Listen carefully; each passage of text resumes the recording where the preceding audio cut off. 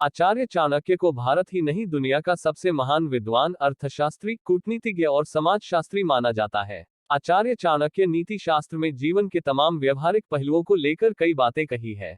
चाणक्य नीति में महिलाओं और पुरुषों के चारित्रिक गुणों अवगुणों को लेकर महत्वपूर्ण बातें बताई है। आचार्य चाणक्य के मुताबिक महिलाओं में कुछ ऐसे गुण होते हैं जिसमें वे पुरुषों से कई आगे रहती है। इस मामले में पुरुषों ने कभी भी मत नहीं दे सकते।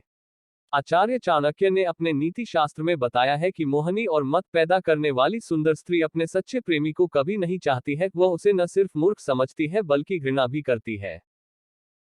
चाणक्य शास्त्र के अनुसार जो पुरुष चाले चलता है, झूठ बोलता है, एक नंबर का धृत, दगाबाज और धृष्टता की खान होता है, उसे पाने के लिए मोहनी स्त्री आतुर रहती है।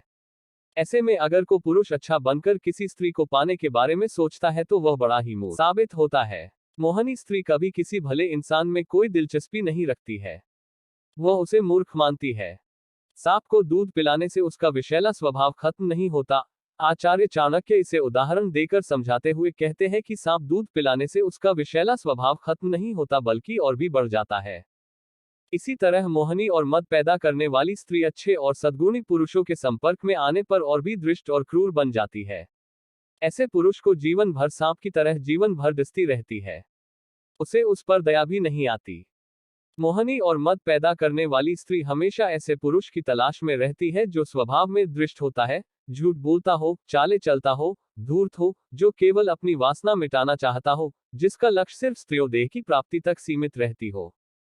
ऐसे नीच पुरुष को पाने के लिए मोहनी और मद पैदा करने वाली स्त्री किसी की भी परवाह नहीं करती, अपने माता पिता और संतान को भी छोड़ने के लिए तैयार हो जाती है। ऐसी स्त्रियां दंड, मान सम्मान किसी से भी नहीं घबराती है, उसे अपने प्राण की भी चिंता नहीं रहती। चाणक्य आगे कहते हैं कि ऐसी स्त्री को पाने के लिए सच्चे सभ्य पुरुषों को अपने स्वभाव में बदलाव करना पड़ेगा, क्योंकि मोहनी और मद पैदा करने वाली स्त्रियों में स्वाभाविक दोष होता है कि वह अपने और पराये में भेद कर पाती है। वह बिना विचार किए ही काम करती है, जो उसके साथ अच्छा करने वालों का ही नाश कर देती है। आचार्य चाणक्य की यह नीति अभी स्त्रियों पर लागू नहीं होती है। चाणक्य की यह नीति केवल उन्हीं स्त्रियों पर लागू होती है जो मोहनी और मद पैदा करने वाली होती है। ऐसी स्त्रियां केवल अपनी स्वार्थ के लिए पुरुषों को अपनी ओर आकर्षक और मोहित करती है।